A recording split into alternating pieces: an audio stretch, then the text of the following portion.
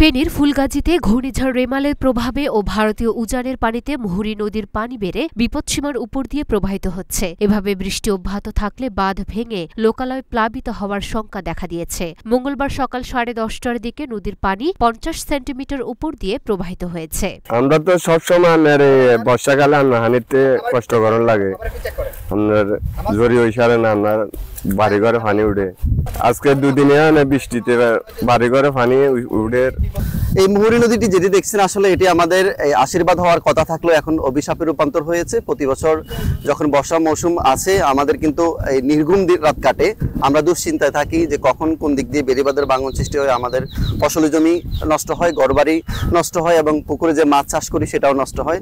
প্রতি বছরই আসলে প্রশাসন বলেন আর এমপি মন্ত্রী ইউনো এদেরকে বলেন, এরা এসে উন্নয়নের গল্প শোনায়, কিন্তু বাস্তবে এসবের কোনো তথ্যই আমরা দেখি না। প্রতি বছরের গল্পগুলোই শুনি, আসলে কোনো বাস্তবে এটার রূপ আমরা দেখতে পাই না। আমরা চাই আসলে এটির কোনো সংস্কার স্থায়ী একটি সমাধান চাই। ফেনী পানি উন্নয়ন বোর্ডের উপবিভাগীয় প্রকৌশলী মোহাম্মদ আবুল কাশেম ঢাকা পোস্টকে বলেন, সকাল 8টার পর থেকে নদীর পানি বাড়তে শুরু করে। সকাল 10:30টায় মুহুরী নদীর পানি বিপদসীমার 50 সেন্টিমিটার উপর দিয়ে প্রবাহিত হচ্ছে। ঘণ্টা দুয়েক ধরে বৃষ্টি বন্ধ থাকলেও নিয়মিত পানি বাড়ছে।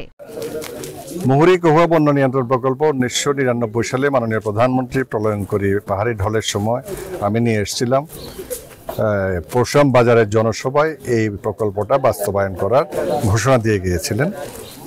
অনেক দূর তখন এগিয়ে দিয়ে গিয়েছিলাম, কিন্তু পরবর্তী 2001 সালে সরকার পরিবর্তনের পরে এই প্রকল্পটি আর এগিয়ে নেওয়া হয় নাই, যদিও আমাদের এলাকার এমপি প্রধানমন্ত্রী ছিলেন।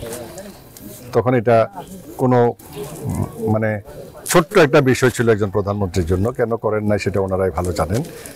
আমি আবার উদ্যোগ নিয়েছি এবং আপনারা দেখেছেন মাননীয় আমাদের পানি সম্পদ মন্ত্রীকে আমি সংসদে প্রশ্ন করেছিলাম জানানোর জন্য। এই জুনের মধ্যে সমীক্ষা শেষ হবে, আশা করি উইদিন ডিসেম্বর এই প্রকল্পটি এক থেকে পাশ হয়ে যাবে। পাশ হওয়ার পরে তারপরে ইমপ্লিমেন্টেশনে যত সময় লাগে, এটা অনেক বড় প্রকল্প, যেটা খরচা ছিল প্রায় 800 কত কোটি টাকা, এটা মনে হয় আরও বাড়বে, কারণ অনেকগুলো এরিয়া যোগ হয়েছে এবং অনেকগুলো বাঁক সোজা করার একটা ব্যাপার আছে। সেগুলো সহ এটা এখন আল্লাহর রহমতে শেষ পর্যায়ে আছে। কিন্তু আমি সচিবের সাথে কথা বলেছি, গত সপ্তাহে মন্ত্রীর সাথে দেখা করেছি। মাননীয় মন্ত্রী মহোদয় আমাকে বলেছেন উনি এটা পার্সোনালি দায়িত্ব নিয়েছেন এবং যত তাড়াতাড়ি সম্ভব উনি এই সমীক্ষার কাজও শুরু করাবেন এবং একটাকে পাস করানোর ব্যবস্থা করবেন। বাট আমি পার্সু করতেছি কন্টিনিউয়াস। প্রসঙ্গত, প্রতি বছরই বর্ষা মৌসুমে ভারতীয় উজানের পানিতে মুহুরী, কুহুয়া এবং সিলোনিয়া নদীর বাঁধ ভেঙে ফুলগাজী পরশুরামের বিস্তীর্ণ অঞ্চল প্লাবিত হয়। Luna Afroz, Dhaka post.